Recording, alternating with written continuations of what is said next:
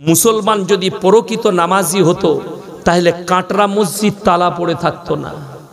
মুসলমান যদি প্রকৃত আল্লাহকে ভালোবাসতো, রসুলকে ভালোবাসতো, আজকে আদিনা মসজিদে এসে তার হিম্মত হতো না যে সেখানে পুজো করি। করেছে কেন? আপনার আমার কারণ। হে আমার যুবক যারা নামাজ পড়ো না, আজকে কষ্টটা ওই জায়গায়। তুমি কাঁদছো বাবরি মসজিদ ভেঙে গেছে, সেখানে রাম মন্দির তৈরি হয়েছে।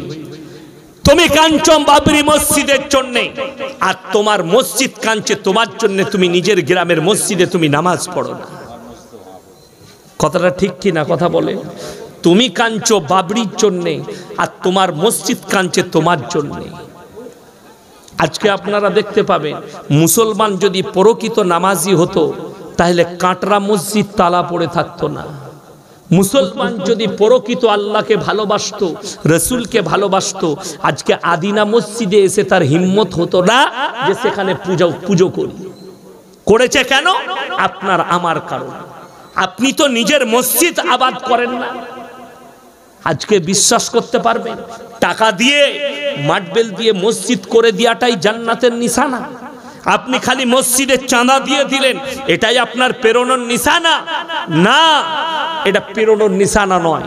প্রথম হচ্ছে মসজিদ তৈরি করবে তো করবে, মসজিদকে আবাদ করো। মসজিদের আসল খোরাক মার্বেল পাথর নয়, আসল খোরাক মসজিদকে দামি করা নয়, আসল খোরাক হচ্ছে মসজিদের নামাজি। যে গ্রামে বড় মসজিদ থাকবে আর নামাজি থাকবে না, সেই গ্রামে আল্লাহর রহমত বর্ষিত হতে পারে না। এই জলসা কমিটি যারা জলসা দিচ্ছেন, এই জলসা আমাকে দাওয়াত দিয়েছেন, আমি অন্য বক্তার কথা বলতে যাব না। আমার আগে কে বলেছেন, আমার পরে কে বলবেন আমি জানি না, কিন্তু আমি বলে যাচ্ছি, আমি মনে করব আমার এখানে আসাটা সফলতা হলো কখন? যখন এই কমিটির ছেলেরা নিয়ত করবে আজ ফজর থেকে আমাদের আর কারুর নামাজ কাজা করা যাবে না। তখন আমি ভাববো যে ইনশাল্লাহ ললিতপুরের জলসাটা গিয়ে আমার কামিয়াবি লাভ হয়েছে। তা না হলে নয়। আপনি নামাজের গুরুত্ব দেন না। নবীজি বলেছেন যার নামাজ নাই তার মধ্যে ইসলাম নেই। নামাজ এমন ভাবে পড়তে হবে তোমার হাজত ছেড়ে দিয়ে নামাজে দাঁড়াও।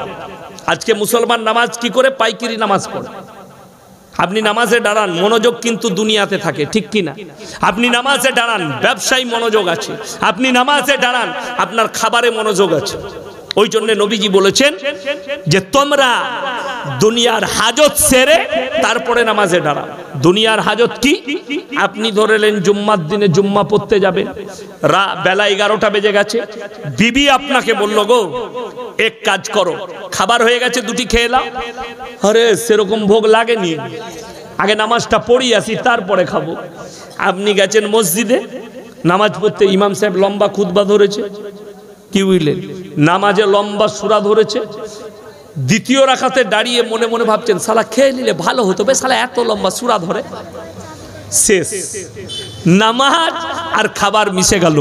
এইটাই নবীজি শিখিয়েছেন যে তোমার হাজত সেরে নাও, একটু যদি ভোগ লাগে অল্প খেয়ে নাও, যাতে পেটের হাজতটা পূরণ হয়ে যায়, নামাজে যেন মনোযোগটা খাবারে না যায়। তুমি আসরের নামাজে ঢুকেছো, তোমাকে হালকা পায়খানা লেগেছে, আপনি মনে মনে ভাবলেন আমি যদি পায়খানায় বসি নামাজটা জামাতটা ছেড়ে যাবে।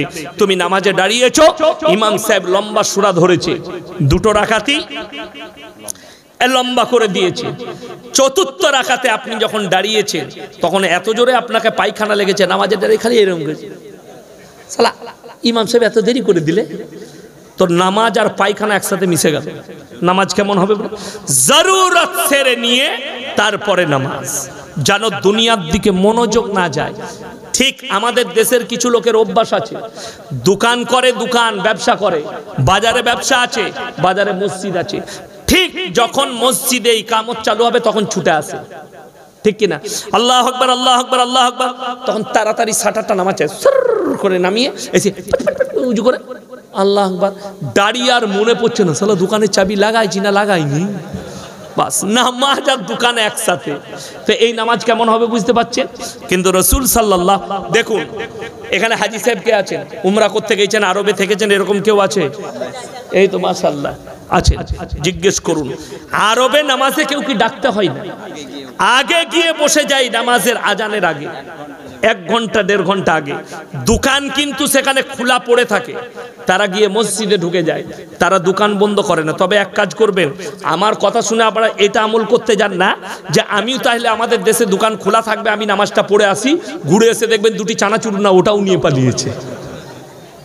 কেন বলুন তো? আমাদের দেশে তো মসজিদের দরজা থেকে নতুন জুতো চুরি হয়ে যায়, হয় না? হয় না? জুম্মার দিনে এসছে ছিঁড়া জুতো পরে আর বেরুচ্ছে নতুন জুতো পরে, যদি ধরা পড়ে যায় কি বলে জানেন? ভাই বুঝতে পারলাম না তো, ঢুকে গেছে। আর ধরা পড়ে গেলি এটা বলবে, আর ধরা না পড়লি মাল চলে গেল। বাস্তব কথা বলছি, কোরআন শুনে নেওয়ার পরে মক্কার লোকরা কোরআনে আমল করে, আপনি আমল করেন দুনিয়াতে। আপনার আমল দুনিয়ার, আপনার মহব্বত দুনিয়ার, তাদের মহব্বত আল্লাহর প্রতি, রসুলের হাদিসের প্রতি, কোরআনের প্রতি। কোরআন শুনে নেওয়ার পরে আমার আল্লাহ রাব্বুল আলামিন সূরা জুম্মায় বললেন, ইয়া আইয়ুহাল্লাযীনা আমানু ইযা নুদিয়া লিস-সালাতি মিন ইয়াউমিল জুমআহ ফাসাউ ইলা যিকরিল্লাহি ওয়া যারুল বাই যালিকুম খায়রুল লাকুম ইন কুনতুম তা'লামুন। হে ঈমানদার ব্যক্তিরা, যখন তোমাদেরকে জুম্মার জন্য ডাক দেওয়া হয়, পৃথিবীর সমস্ত বেচাকেনা বন্ধ করো, ব্যবসা বাণিজ্য খেতিবাড়ি বন্ধ করে দাও, আর আমার ঘরের দিকে ছুটে এসো। তুমি মসজিদে প্রবেশ করে গেলে পৃথিবীর কোন মৌলবি, কোন মুহাদ্দিস, কোন নবী, কোন সাহাবী বলে যায়নি তোমরা 24 ঘন্টা মসজিদে থাকবে। আমার আল্লাহ পরের আয়াতে বললেন, ফাইদা কুদিয়াতিস সালাতু ফান্তাশিরু ফিল আরদি ওয়াবতাগু মিন ফাদলিল্লাহ ওয়াজকুরুল্লাহা কাসীরান লাআল্লাকুম তুফলিহুন। হে আমার বিশ্বনবী, পৃথিবীর মানুষকে বলো, যখন তোমাদের নামাজ হয়ে যাবে, আবার তোমরা হালাল রুজির সন্ধানে পৃথিবীতে ছড়িয়ে পড়ো। জোরে বলুন সুবহানাল্লাহ। 24 ঘন্টা মসজিদে থাকার দরকার নাই, নামাজ হলো আবার ছড়িয়ে পড়ো। আমাদের দেশের লোকের একটা রোগ আছে, নামাজ তো পড়েই না, হারামখোর চা দোকানে 3 ঘন্টা আড্ডা মারে। তাকে যদি নামাজের দাওয়াত দেওয়া হয়, ভাই নামাজ পড়িস না কেন, কি বলে জানেন? ভাই সময় হচ্ছে না, অথচ হারামখোর 3 ঘন্টা চায়ের দোকানে গল্প করে। ঠিক বললাম না ভুল বললাম? আরে ভাই শুনে যান, একটা গজল আছে, গজলের ভাষাটা কিন্তু মারাত্মক। হীরের পানি হীরের মতো, মুক্তোর মতো দামি। কি? নামাজকে বলো না কাজ আছে, কাজকে বলো নামাজ আছে। কথাটা বুঝতে পারেননি? নামাজকে বলো না আমার কাজ আছে, কাজকে বলো আমার নামাজ আছে। বিশ্বাস করুন, যারা মনে করছেন কাল থেকে নামাজ পড়ব, যারা মনে করছেন বয়স হোক নামাজ পড়ব, আল্লাহর কসম করে বলছি, পৃথিবীর কেউ এমন ব্যক্তি আছে যে বলতে পারবে আমি অমুক দিনে মারা যাব? বলতে পারবেন না। আপনি যেমন মৌলবীকে প্রতিশ্রুতি দেন, আপনাকে নামাজিকে প্রতিশ্রুতি দেন যে আপনার কাছে নামাজের দাওয়াত নিয়ে এলে আপনি বলবেন যে আমি 1 সপ্তাহ পর থেকে ধরবো, 6 মাস পর থেকে ধরবো। আপনি ভেবে দেখুন তো, মালাকুল মউত যদি আপনার কাছে আসে, আপনি বলতে পারবেন যে আমার মেয়ের বিয়ে বাকি আছে, 1 সপ্তাহ পরে আমার জান কবজ করবে? আল্লাহর কসম করে বলছি, একটা সেকেন্ড কারোর জন্য অপেক্ষা হবে না। এটা কোরআন। ওয়ান নাজিয়াতি গরকা ওয়ান নাশিতাতি নাশতা। আল্লাহ কসম খেলেন, আমি কসম খাচ্ছি ওই ফেরেশতার যারা আমার হুকুমে দ্রুত গতিতে তোমাদের কাছে পৌঁছায়।